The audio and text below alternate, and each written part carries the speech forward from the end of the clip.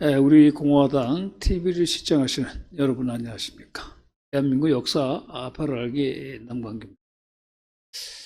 새해도 밝았고 이제 새해 들어서 두 번째 방송을 하는데요. 오늘 방송 내용에 들어가기 전에 아무래도 뭐 최근 최고의 어떤 관심사는 그 이재명 씨 피습 사건이죠. 그런데 그게 참 이 영상, 동영상, 그러니까 현장을 찍은 동영상이 나타난 걸 보게 되면은 제가 봐도 칼로 이재명 씨의 목을 찔렀다는 것은 도저히 발견할 수가 없어요. 네. 또 여러 가지 이상한 그 흔적들, 정황들이 지금 많이 나타나고 있죠. 경찰이 범인의 어떤 구체적인 내용을 제대로 밝히지 않는 것도 그렇고, 또 그 동영상에 나타난 걸 보게 되면은 현장에 그 경찰들하고 그 얼마 전까지만 하더라도 이제 부산의 경찰서장이었다가 작년인가요? 그 윤석열 정부의 무슨 뭐 경찰청 조직 개편에 반발해가지고 집단 서명을 주도했던 유상영 총경인가요? 그 사람이 민주당 입당했죠. 그때도 제가 한번 언급한 적이 있는데, 이 양반이 이게 이제 선거 앞두고 민주당 이제 국회의원 되려고 하는구나, 라고 했는데, 아니나 다를까, 민주당에 입당해가지고, 지금 뭐 이재명 씨를 수행하는 것 같은데, 현장에서 그 사람이 현장의 경찰을 막 지휘하고 말이죠. 그런 모습이 보여요. 그래서 물론 뭐 아직까지 어떻게 공식적으로는 이게 정말 그 범인에 의한 그 칼이죠. 칼에 의한 정말 자상으로 인해서 이렇게 된 것인가, 아니면 다른 것이 있는가. 지금 동영상 나오는 것처럼 칼은 나중에 발견되어지고, 뭐 그런 건 뭐 공식적으로 이제 경찰이 확인해 줘야 되겠지만은, 그러나 사실 경찰조차 믿을 수 없는 것이 사실은 이제 지난 문재인 정부 때부터 일반화되어진 어떤 느낌이죠. 이걸 보면서 야, 이게 정말 이제 대한민국이 이제 어디까지 가려고 이러는가 하는 생각을 저버릴 수 없으면서, 정말 이게 살아서 못 볼 것을 자꾸 보는구나. 그런 것이 한두 번이 아니다. 뭐 계속 보통 사람으로서는 납득할 수 없는 일들이 이렇게 벌어지고 있는데, 이번 같은 경우는 어찌 보면 좀 코믹해요, 상당히. 여러 가지 말이 안 되잖아요. 그렇게 현장에서 피습당했으면은 그 의료시설이 좋은 부산대에서 바로 치료를 받고 해야지. 헬기까지 동원해가지고 서울대 병원까지 이송한 것도 그렇고, 방금 제가 말씀드린 것처럼 아무리 동영상, 현장, 그건 이제 뭐 현장에 있었던 그 유튜버들, 그 유튜버 중에는 대부분이 다 그 민주당 지지자, 이재명 지지자들이에요. 그들이 찍은 현장 동영상을 보게 되면 아무리 봐도 오른손으로 찌르는 그 손에 칼에 어떤 그걸 발견할 수가 없습니다. 나타나는 혈은 또 좀 이상하고 말이죠. 자, 이게 참 어찌되다가 대한민국이 그런 부분까지도 우리가 의심을 할 수밖에 없는 그런 정황들. 또 경찰이 어찌 보게 되면 과거 문재인 정부 때 완전히 문재인 정부 하에 어떤 정권을 위한 후속물로서 이미 다 인적, 구조적 변경이 다 되었기 때문에 이렇게 정권이 바뀌어도 실질적으로 경찰을 지배하고 있는 것은 민주당이 아닌가. 그러니까 얼마 전까지만 해도 부산시에서 함께 서장을 하던 사람이 국회의원 되려고 민주당 입당해가지고 그 사건이 벌어진 현장에서 현직 경찰관들을 막 지휘하는 이런 정말 참 어처구니 없는 일들을 우리가 목도를 하고 있습니다. 그래서 이게 참 심각하다 못해 코믹한 그런 상황을 우리가 지금 보고 있다. 그런 점에서 경찰에서 한 점 의혹 없이 이 정도 됐으면 경찰에서 이제 종합적인 수사 결과가 나와야 되겠죠. 근데 그것도 사실은 뭐 사실 경찰을 믿지 못하니까 제대로 된 내용이 나올지 의구심이 있고 또 하나 저거 뭡니까 이태원 그 사건 있었죠. 그때 작년에 압사 사건. 그것이 이제 어젠가요 민주당에 의해 가지고 일방적으로 특별법이 통과됐어요. 이태원에서 할로윈 축제를 하다가 그 압사 사고가 난 이거 정말 아니 그런 부분까지도 지금 국가가 이제 아마 뭐 특별법이 됐으면 뭐 진상 조사를 한다고 하게 되는데 다음 수순은 뻔하잖아요. 뭐 과거 여러 번 그런 유사한 사례가 반복되었듯이 희생자들에 대해 가지고 뭐 국가가 어떤 배상을 한다든가 뭐 이런 쪽으로 지금 몰고 가고 있는 그런 모습을 볼 수 있는데 그게 어떻게 1차적으로 당일 몰려든 젊은이들이 무질서하게 하다가 일어난 압사 사건 아닙니까? 또 그 당시만 하더라도 그 이태원 그 압사 사건에 대해 가지고 여러 가지 많은 이상한 점이 있었죠. 그 좁은 골목에서 그렇게 많은 사람들이 순간적으로 압사당할 수가 없다. 그건 아무리 보더라도. 그래서 야 이것도 뭔가 좀 이상한 점인데 그것도 그만 경찰이 그냥 넘어갔죠.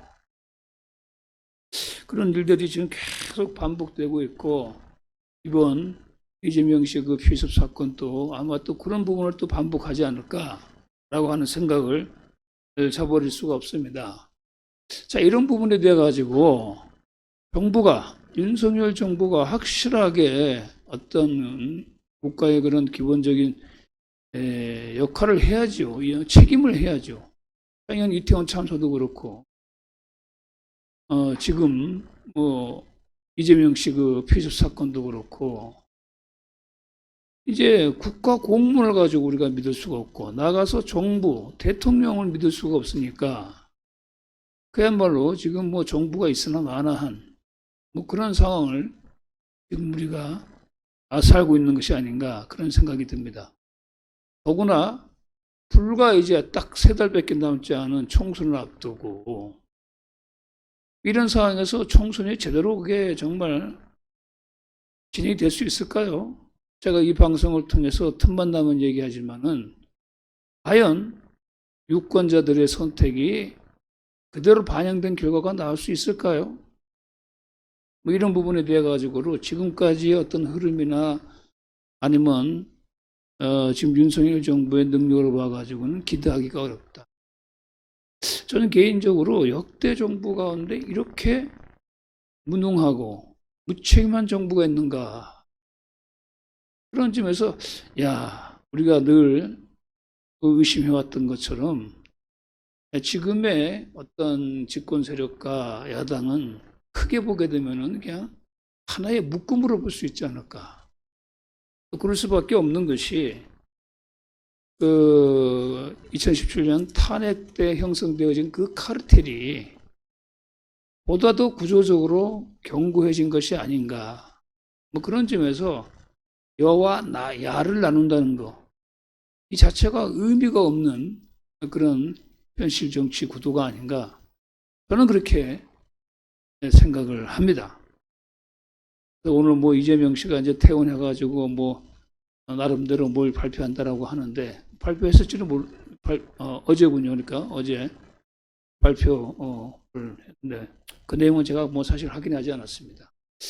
자, 그런 점에서 참 이게 이 대한민국이 이름만 정부가 있고 국가가 있고 대통령이 있고 뭐 장관이 있고 각 부서 공무원이 있지. 이거는 완전히 그냥 정치인들 사개개인의 어떤 호주머니 속의 도구다, 소구다. 특히 이 범죄자인 이재명 씨의 어떤 정말 개인 소유물, 사적 그게 된 것이 계속 지금 진행되고 있다. 뭐 헬기도 그렇고 병원을 멋대로 하는 것도 그렇고 도대체 이게 정말 이게 근대 현대화되어진 지금 현대 사회에서는 도저히 우리가 볼 수가 없는. 그래서 이 한인 공산주의 운동이 공식적으로는 이제 1918년부터 이제 시베리아가 무대가 돼가지고 시작되는데, 당시 이제 시베리아는 30만의 한인들이 거주를 하고 있었어요. 그런 상황 속에서 이제 갓 혁명에 성공한 그 레닌의 소비에트, 레닌의 공산주의가 볼셰비키죠. 이 볼셰비키는 극동, 아시아에서의 피압박 민족의 해방을 열렬히 선전을 했습니다. 선전을 했다. 또 그걸 지원하겠다라고 이제 공언을 했습니다. 특히 이제 그 일본이 이제 중국을 점령하고 그냥 뭐 동남아로 가고 하니까 이제 러시아도 상당히 그 일제의 세력 확대에 돼 가지고 위기감을 느끼고 있었기 때문에 어떻게 하면 이 한인들을 활용해서 일본의 위협에 방파제가 되어질 수 있을까? 또 하나 이제 볼셰비키 혁명이 성공했지만 아직은 적군과 백군 사이에 러시아가 광대하잖아요. 부분적으로 계속 전투가 전개되고 있는 상황 속에서 이 갓 혁명에 성공한 볼셰비키 혁명을 수호할 방어선이 필요했던 것이죠. 그런 점에서 이제 러시아에서 한참 떨어진 시베리아 지역에 있는 한인들이 그 지역에서 일제와 이 볼셰비키 일제의 좀 그 방파제가 되어주고 볼셰비키 혁명을 수호할 그런 방어선으로 이제 활용하려고 하는 그런 차원에서 이제 이 레닌이 일제 식민지에 있는 한인들에 대해 가지고 적극적인 어떤 해방돼야 된다. 그러면서 지원해주겠다. 뭐 이런 이제 약속을 하게 되죠. 그런 상황 속에서 당시 그 시베리아로 이주한 이동희가 볼셰비키 눈에 들었던 것이죠. 이제 이동희가 강력한 반일 민족주의자. 뭐 이 당시에는 이제 해외에서 독립운동한다고 하면 당연하게 반일이고 대부분 다 민족주의죠, 사실.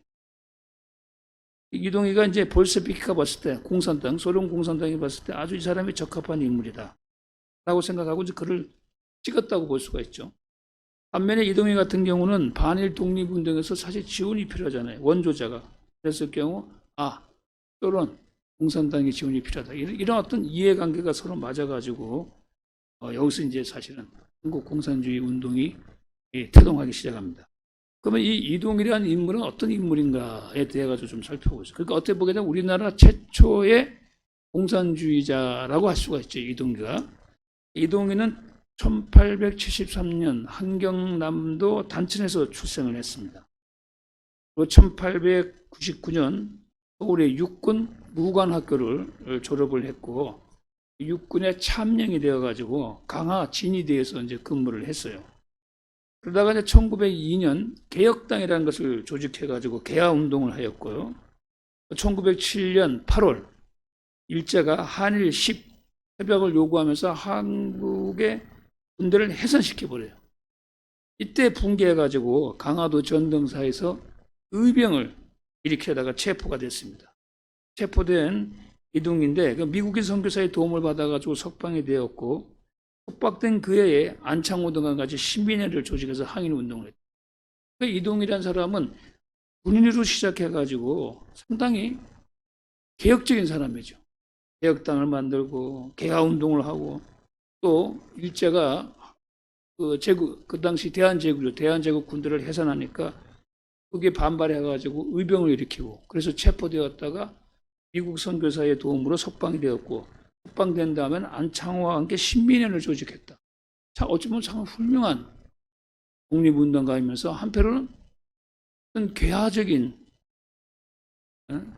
그런 어떤 의식도 갖고 있던 인물이다 이렇게 볼 수가 있습니다. 그러다가 1911년 해고인 사건에 연루되어 가지고 투옥되다가 석방이 됐습니다. 그러다가 이제 1913년에 시베리아 북한도 지역으로 망명을 합니다. 망명을 했는데 거기서도 블라디보스토크에서 차르 정권에 체포되어 차르 정권은 이제 그 볼셰비키 혁명 이전의 구정권이죠. 러시아 제정 그 정권에 체포돼서 감금되었다가 볼셰비키에 의해 가지고 석방이 됩니다. 그게 혁명에 성공한 볼셰비키에 의해 석방이 되는 거예요. 석방된 이후에 이제 이동희는 이 시베리아 지역을 중심으로 해가지고 특히 이제 또 이내는 중국의 북간도 뭐 이런 걸 무대로 해가지고 일본군과 싸우기 위한 무관을 양성하는데 앞장섰습니다. 그리고 하바롭스크에서 김 알렉산드리아와 함께 한인 사회당을 조직해서 또 활동을 하기로 했고, 그리고 고려 사회당을 조직했다가 그것을 이제 상해로 옮겨가지고 고려 공산당으로 이제 계층해서 활동을. 어떻게 보면 본격적인 공산주의, 사회주의 단체 조직은 이제 이동희가 주도를 하면서 시작이 되었던 것입니다.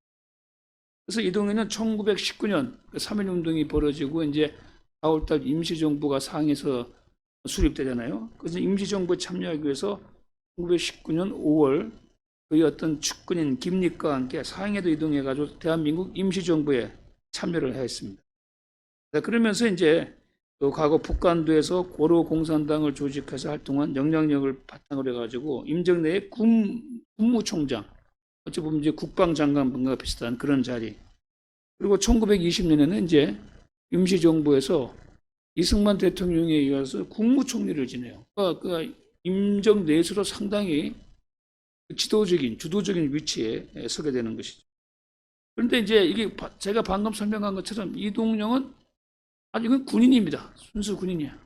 국유로 시작했고 또 그런 많은 활동을 하면서 러시아, 소련으로 망명하고 거기서 이제 뭐 사회당 조직을 만들고 뭐 이렇게 하면서 임시정부의 국무총리로까지 하면서 그 사람 노선은 철저한 군사 노선입니다. 무력에 의해서 일본군을 격퇴해야 된다.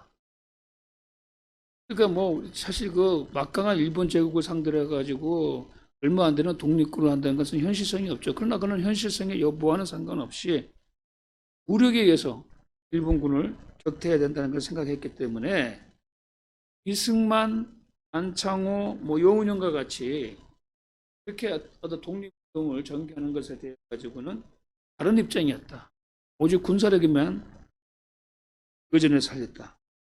그리고 또 하나 중요한 것은 사실 한인 사회당을 만들고 뭐 했지만 이동희는 공산주의에 대해서는 전혀 몰라요. 서두에서 제가 말씀드린 것처럼 이동희는 일본에 대한 독립운동, 무장투쟁을 하려면은 소련의 지원을 받아야 되기 때문에 그 필요해 가지고 볼세비키와 일종의 연합전선을 형성한 것이기 때문에 실제 뭐 공산주의 이론에 대해서는 아무것도 모른다고 스스로 이렇게 얘기를 했습니다. 그래서 이간에 무장으로 독립운동을 해야 된다. 조선 독립을 해야 된다. 이 방법을 일로 매진했던 사람이 바로 이동영이다. 이렇게 볼 수가 있다. 자, 그러다가 이제 상해 임시정부에 참여하고 있는 도중에 1920년 소련에서 독립운동 자금으로 임시정부에 200만 불을 제공하겠다라고 하는 의사를 전합니다. 200만 불. 그래서 상해 임시정부에서는 한영근, 여운형, 안공근을 파견하기로 결정을 했는데 국무총리인 이동희가 자의적으로 한영근 한 사람만 그 지원금을 받기 위해서 모스크바로 파견을 하게 됩니다. 이때 한영근이 레닌으로부터 1차로 60만 루블을 받게 되는데 그 60만 루블 가운데 40만 루블을 그의 부하였던 김립을 통해 가지고 이동희가 조직한 고려공산당 조직기금으로 사용하기 위해서 빼돌려 버립니다. 그런데 빼돌린 이 돈도 실제 고려공산당에는 전달되지도 않았어요. 중간에 어찌 보면 배달 사고가 발생한 것이죠. 이런 사건이 벌어지니까 상해 임시정부에서도 이제 내분이 일어나게 된다. 이 사건에 대해 가지고. 그래서 결국은 이동희가 책임을 질 수밖에 없죠. 자기가 보낸 사람이 1차적으로 받은 60만 루블 가는데 40만 루블을 가지고 중간에 빼돌렸는데 이거 어디로 갔는지 모르니까. 그래서 이동희가 이 일 때문에 이제 사퇴를 하게 되는데 사실은 그 이전부터 사퇴를 준비하고 자금을 빼돌리기 위해서 국무총리직을 유지했을 뿐입니다. 또 김립이라는 사람은 사실은 그 한양근과 함께 김립은 이동영이 부하거든요. 그러니까 이제 이동희가 임시정부의 국무총리를 한 것은 소련으로부터 지원되는 자금을 가지고 빼돌리기 위해서, 그래서 자기가 임의로 한 사람만 보내고 그 중간에 아는 사람을 통해 가지고 중간에 그냥 착복한 것이죠. 그러니까 이걸 보게 되면 이제 이동희 같은 경우는 임시정부에 참여를 했지만은 임시정부의 어떤 지도 노선들, 뭐 이승만, 김구 이런 사람들하고는 전혀 다르게 활동하면서 본인이 조직한 고려 공산당의 어떤 조직을 위해서만 힘을 썼던 것이고, 그것서 이제 소련의 임시정부에 대한 지원금을 중간에 빼돌려 가지고 이런 사고가 발생했던 것입니다. 결국 그 돈을 빼돌린 김립은 당시 임시정부 경무국장, 뭐 요즘 경찰국장 정도 되겠죠. 김구에 의해 가지고 암살당합니다. 암살당. 그러니까 이걸 보게 되면은 임시정부에 참여했던 공산주의자 이동희는 임시정부 노선에는 반하면서도 실제 임시정부를 위해서 노력했다기보다는 자신의 조직, 공산당 조직을 위해서 이걸 하고, 그 와중에 소련에서 지원한 이 지원금 사건이 발생하게 된 겁니다. 결국은 이제 이동희는 임시정부에서 나와가지고 다시 독립적으로 자신의 이제 고려 공산당을 중심으로 독립군단을 이끌게 되는데, 나중에는 이제 볼셰비키에 해가지고 비참한 말을 한다. 자기와 연합전선을 맺었던 볼셰비키에 해가지고 비참하게 세력을 다했게 되고, 결국은 시베리아에서 병들어서 죽게 되는데, 그래도 이 이동희는 일제시대 때 여러 가지 활동한 뭐 독립운동 그런 어떤 업적으로 1995년 건국훈장 대통령장이 추서가 됐습니다. 전체적으로 보게 되면 그래도 이동희는 독립을 위해서 하여간에 일본과 어떤 무력투쟁에 또 가장 앞섰던 인물이었기 때문에 우리가 독립운동가로서 당연히 평가를 해 줄만 하죠. 자, 이것이 이제 이동희의 어떤 개인적인 프로필 이력이라고 본다면, 이동희는 이게 초기, 그러니까 1918년 시베리아에서 본격적으로 이제 한인사회당을 조직하면서 볼셰비키와 협력 관계를 맺으면서 그런 반일 운동에 중점을 두고, 사회주의 운동은 사실 부차적으로 생각했고 사회주의에 대해서는 무지하다, 뭐 제가 앞서서 얘기를 했었죠. 그래서 이동희가 1918년 8월 하바로브스크에서 한인사회당을 결성하는데, 이게 어떻게 보게 되면 우리 한인의 조선 공산주의 운동사에서 최초로 등장하는 사회주의 정당, 공산주의 정당이다, 이렇게 볼 수가 있습니다. 이렇게 한인사회당이 결성하게 됐던 것은 볼셰비키가 그것을 이제 이동희를 찍어가지고 밀어준 그런 영향이 또 크게 작용했던 것이죠. 그러니까 이제 소련의 입장에서는, 그러니까 사실은 이게 이동희는 민족주의자랍니다. 민족주의, 강력한 민족주의자인데, 여러분 이제 마르크스 레닌주의, 특히 마르크스주의에는 이 민족주의는 반동사상이에요. 중세 봉건 왕조의 어떤 지배 사상이기 때문에 민족주의 사상은 당연히 그것은 타도되어야 될 사상인데, 그럼에도 불구하고 이제 볼셰비키 같은 공산주의자들이 민족주의를 가지고 반동으로 처단하면서도 당시에 한국인이 갖고 있었던 일제에 대한 민족적 반감, 민족주의, 이 정서를 이용해서 이동희를 가지고 지원하게 된 것이죠. 민족주의 성향이 강했던 이동희를 통해 가지고 한인 사회당을 만들어낸 겁니다. 그래서 이 조직되어진 한인 사회당은 1919년 4월 블라디보스토크의 신안촌이라고 당시 이제 그 고려인들이 거주하던 그 거주 지역이에요. 지금도 가게 되면 그 신안촌의 흔적들이 남아 있는데, 저도 한 5년 전에 그 신안촌을 방문한 적이 있는데, 이 신안촌에서 회의를 소집했습니다. 여기에 이제 한인사회당의 당 본부를 두고 제3인터내셔널과 연결한, 제3인터내셔널은 이제 소련의 코민테른이 중심이 되어가지고 국제적 사회주의, 공산주의 운동 네트워킹이죠.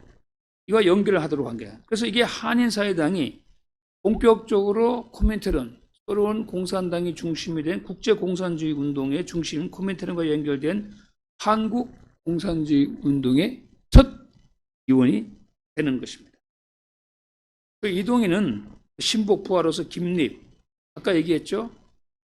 소련의 군자 지원금을 중간에 빼돌린 사람, 또 사위 오영상과 함께 1919년 8월 30일 상해에 도착해가지고 대한민국 임시정부 초대 국무총리에 이제 취임하게 되는데요. 이제 1919년 4월 상해 임시정부가 수립됐지만 비슷한 시기에 서울에서도 역시 임시정부가 수립됐어요. 그리고 소련에서도 한 3개 정도의 임시정부가 수립이 됐습니다. 그래서 상해의 임시정부, 또 서울 한성의 한성정부, 그리고 블라디보스토크의 대한민국 의회, 이 3개의 사실 임시정부가 당시에 좀 이렇게 생겼던 것입니다. 이걸 어떻게 통합해야 되겠다. 그래서 1919년 6월 미국에 있었던 안창호가 상해로 와서 국무총리 대리 역할을 하면서 3개의 임시정부, 상해 임시정부와 경성의 한성정부와 블라디보스토크의 대한민국 의회 통합 작업을 추진해가지고 그래서 결국 1919년 9월 11일 통합을 하게 됩니다. 상해 임시정부로. 그래서 이제 1919년 9월 10일 이전의 임시정부의 헌정을 개헌하는 형식을 통해서 이승만을 대통령으로 하고 이동희를 국무총리라는 통합 임시정부가 이제 성취가 되는 것입니다. 이제 하나의 임시정부로서 이제 되는 것이죠.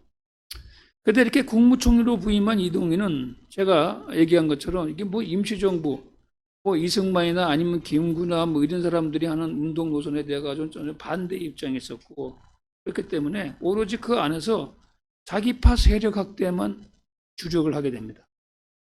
그러면서 이제 1920년 봄 이동희는 김립, 이한영, 민만경 자기 부하들과 함께 공산주의자 그룹을 이제 내부적으로 조직을 하면서 1921년 1월 10일 고려공산당으로 이제 개칭을 하게 됩니다.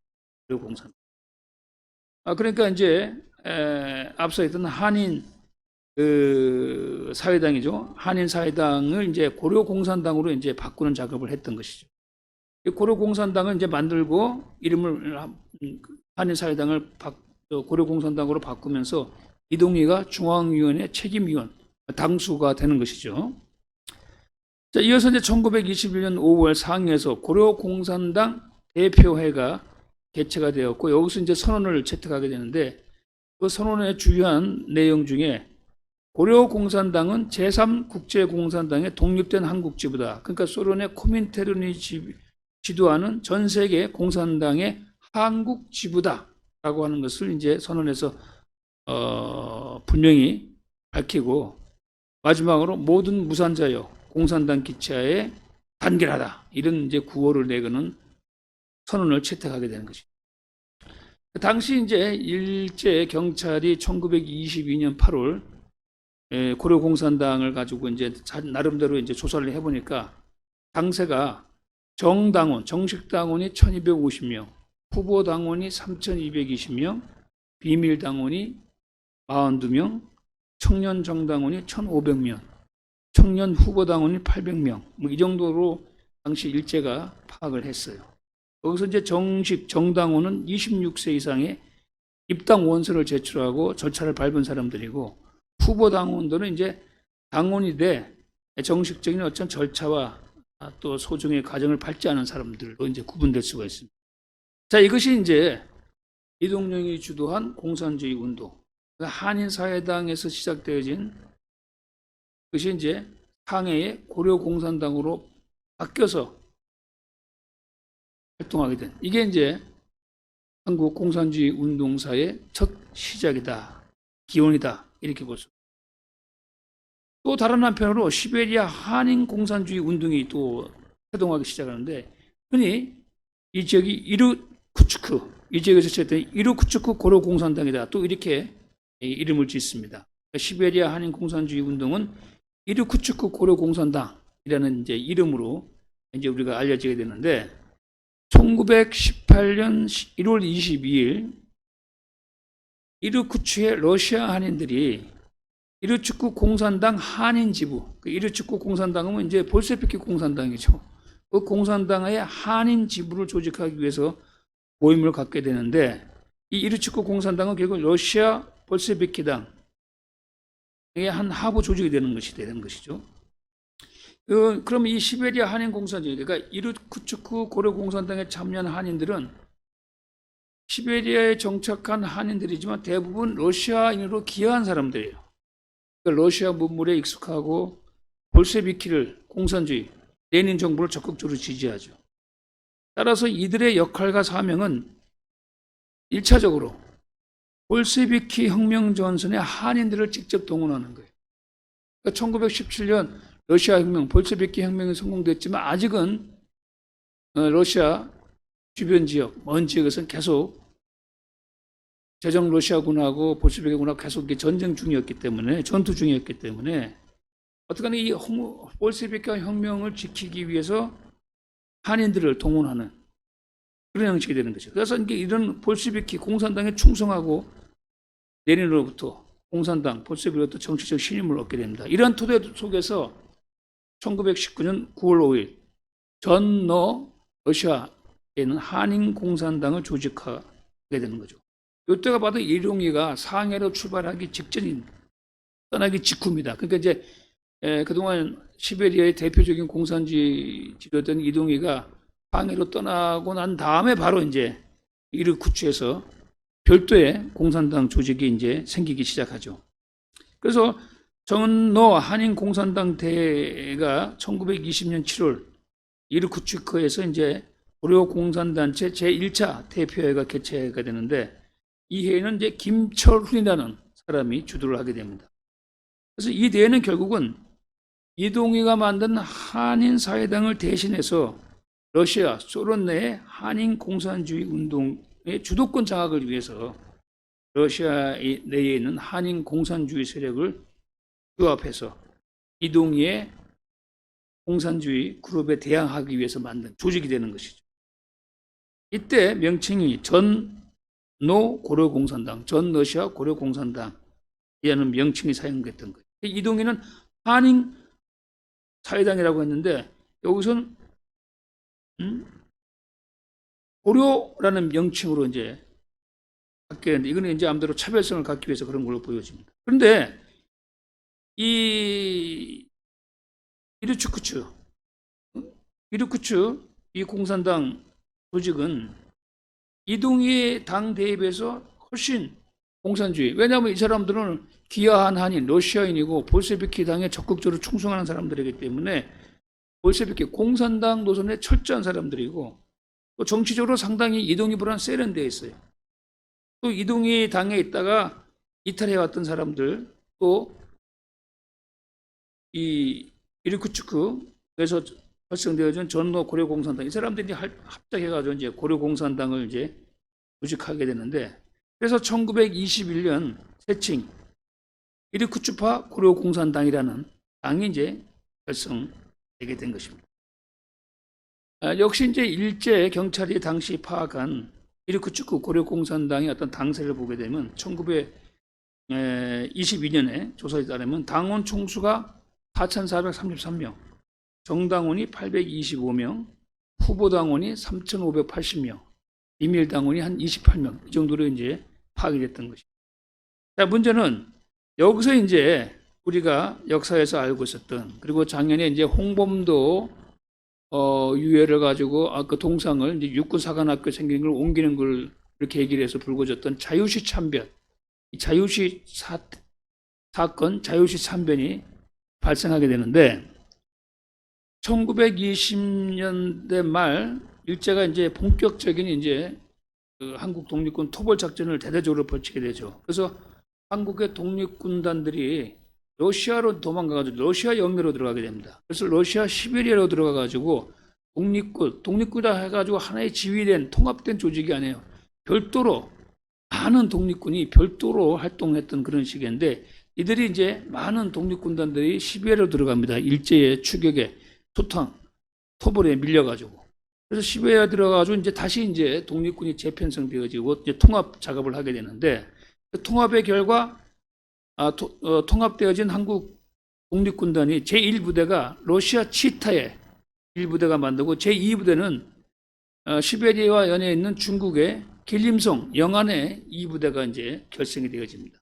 중심은 이제 치타, 러시아 치타 지역의 1부대가 중심이 되는데 여기서 한국 독립군단, 그 일제에 쫓겨서 시베리아로 들어간 한국 독립군단과 소련 공산당, 볼셰비키 간의 협상이 진행되어집니다. 협상이 진행되어지는데 그 협상에서 한국 독립군은 소련이 도와주는 대가로 소련을 지지한다, 지원한다라는 내용을 이제 합의를 하게 되죠. 이 내용을 통해서 이동희가 주도하는 공산당 세력들이 본부를 4월 25일 하바로브스크에서 치타로 이동하게 됩니다. 그러니까 독립군단이 있는 치타로 이동희와 그 수하들이 이제 이동을 하게 되죠. 조직이. 이때 바로 이 이동희의 고려공산당하고 그러니까 고려공산당의 어떤 그러니까 이르쿠츠파 고려공산당하고 상해파 이동희가 만든 공산당 조직 이 두 조직 사이에 독립군단 통합 지도권을 둘러싸고 지휘권을 둘러싸고 알력이 갈등이 생기기 시작합니다. 1921년 6월 이르쿠츠크의 코민테론 극동서기장 소련 공산당 지부죠. 극동서기장의 지원을 이르쿠츠파가 그러니까 이르쿠츠파하고 소련 공산당이 한패이 된 거예요. 그래서 이르쿠츠파의 유동열, 최고려, 김하석 등이 고려혁명군정회의를 조직하게 됩니다. 고려혁명군정회의를 통해 가지고 이제 이 한인 독립군단을 가지고 통합하고 그 지휘부가 되려고 했던 것이죠. 또 이걸 가지고 이제 코민테론에서 적극 지원을 한 것이다. 그럼 결국은 이제 이르쿠츠의 고려공산당하고 소련공산당이 한패이 돼 가지고 이르쿠츠크 세력이 독립군의 지휘권을 갖도록 그런 이제 협상이 진행되었던 것이죠. 그러니까 이들은 어떤 독립운동과는 그러니까 이제 당연히 다른 국가들은 거부를 하죠. 그러니까 왜 거부하냐? 이 이르쿠츠크가 중심이 돼가지고 통합하는 것은 결국은 볼셰비키군, 소련군하고 통합하기 위한 것이라. 우리는 독립군으로 싸우는 것이지. 우리가 비록 지금 러시아, 소련 땅에 와가지고 소련의 지원을 받고 있기 때문에 우리도 소련을 지원하지만 그렇다고 우리 독립군이 볼셰비키 군이 될 수가 없다. 소련군으로 들어갈 수는 없다. 그래서 볼셰비키 군과 통합하기 위한 계책이라고 주장하게 돼요.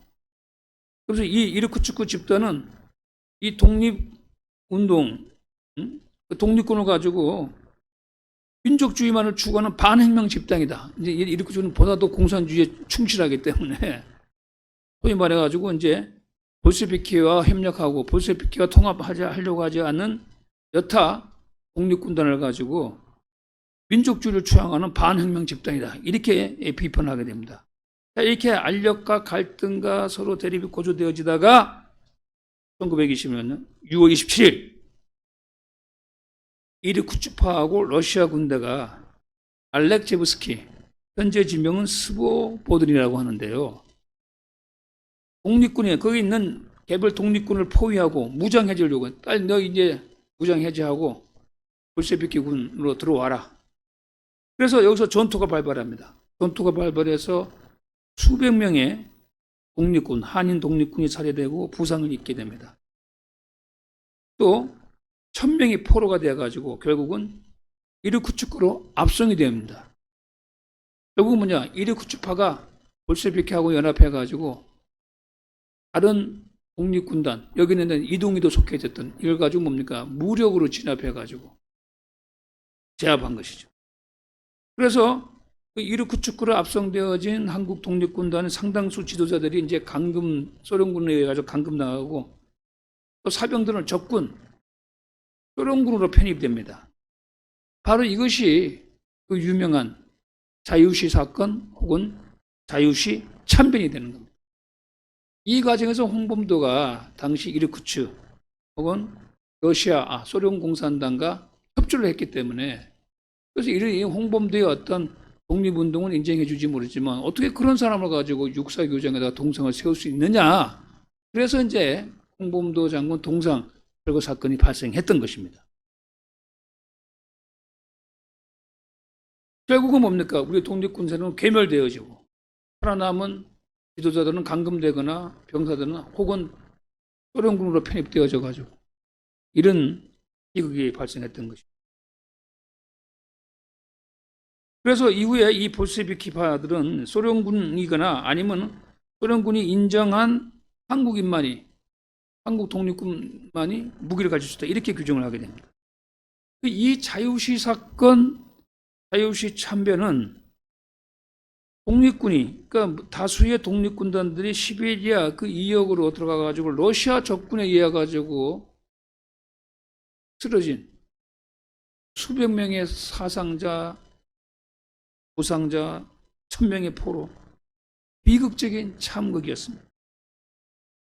또 이것은 인해서 사실 독립군 활동이 사실상 괴멸되어지는 그런 계기가 되었던 것이에요. 이거는 결국은 뭐냐? 이르쿠츠파 공산당인 노령, 러시아 공산당 세력하고 이동희가 상해로 가가지고 상해 고려 공산당을 만들었잖아요. 이 상해파 공산당 사이에 주도권을 둘러싼 대립 투쟁에서 기인한 것이다. 결국은 뭡니까? 한인 대 한인, 독립군 대 독립군끼리 싸워가지고 여기에 뭡니까? 소련군이 한편을 들어가지고 우리 독립군단이 괴멸되어지는 그런 비극적인 참사가 발생했던 것입니다.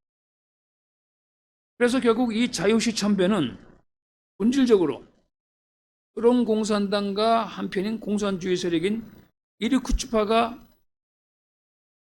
득세 세력을 잡고 이동희와 같이 고려 공산당을 만들었지만 사실상 방편 독립운동의 어떤 수단으로서 소련에 의지해서 독립운동을 하려고 하는 본질적으로는 사실 비공산주의 세력이에요. 그러니까 이동희는 공산주의자고 최초야 공산당 조직을 만들었지만 사실은 본질적으로는 비공산주의 세력이고 민족주의자입니다. 그리고 본인이 얘기한 것처럼 공산주의에 대해서는 전혀 몰라요. 결국은 이 비공산주의 세력과 다시 이 공산당 간판을 걸고 독립운동을 벌이던 이동희파가 몰락하는 그런 결정적인 분기점이 됐던 것입니다. 이게 바로 자유시 사건, 자유시 참변의 내용입니다. 자, 이와 같이 한인의 공산주의 운동 어찌 보게 되면 이제 일제시대 우리가 겪을 수밖에 없던 비극이죠. 이제 우리가 쫓겨나가지고 만주 지역에서 독립운동하다가 또 만주에서 일제가 대대적인 토벌 작전을 하니까 몰려가지고 결국은 러시아 땅, 소련 땅까지 가서 시베리아에 있는 한인들과 규합돼가지고 결국은 독립운동을 하게 되는데 거기서 태동되어진 공산당 조직이 애초에는 이동령에 의해 가지고 시작되어졌다가 이동력이 임시정부에 참여해서 상해로 가가지고 상해에서 별도의 고려공산당을 만들면서 또 시베리아에서는 별도의 이르쿠츠파 공산당이 또 공산당을 만들게 되죠. 이 두 세력이 결국은 뭡니까?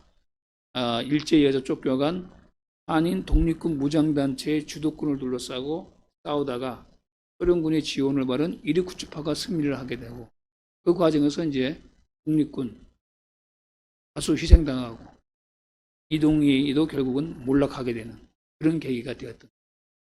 이걸 보게 되면 참 이동희는 상당히 파란만장한 삶을 살았고 훌륭한 인물이라고 볼 수가 있어요. 그래도 일제시대 때 무장통정을 통해서 독립운동을 하려고 했던. 그러나 이자가 소련을 믿고 방편상 그렇게 하고 임시정부에서도 뭡니까? 임시정부라는 자기의 좌파 세력 확대를 위해서 소련이 지원한 지원금도 중간에 착복을 하고 말이에요. 결국은 같은 공산주의 세력인 시베리아 공산 이르쿠츠파에 의해 가지고 몰락되는 결국은 볼셰비키에 의해 가지고 몰락되어지는 그런 운명을 갖게 된 것입니다. 그러니까 이걸 보게 되면 애초부터 공산주의 공산운동을 지도했던 사람들은 임시정부에서의 이동희와 같이 어떤 그런 임시정부의 어떤 그런 그 독립운동 뭐 그런 대충보다 어떻게 하면 좌파 자기 세력만을 우선하느냐 이것이 근본적으로는 사실 태동이었다. 그러니까 어쩌면 한인 공산주의 운동은 태동 때부터 이미 분파 세력 경쟁이었다. 또 사실 민족 운동보다는 좌파의 세력 확대 그걸 위해 가지고 필요하면은 소련 볼셰비키의 지원을 받는 그러다가 결국은 또 볼셰비키에 가지고 배신당하는 뭐 이런 과정을 거쳐 가지고 한인 공산주의 운동이 첫 시작이 되었던 것입니다. 그래서 오늘은 한인 공산주의 운동의 기원, 그것은 이제 당시 이제 러시아 혁명의 소련이죠. 소련에서의 어떤 활동되어진 한인 공산주의 운동은 이동의 고려 공산당과 이륙주파 공산당을 중심으로 해서 결국은 자유시 참변으로 인해 가지고 정리되어지는 그 과정까지 여러분에게 설명을 했습니다.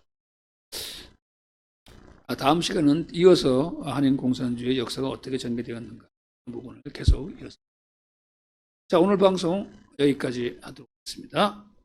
애청해 주신 여러분 고맙습니다. 감사합니다.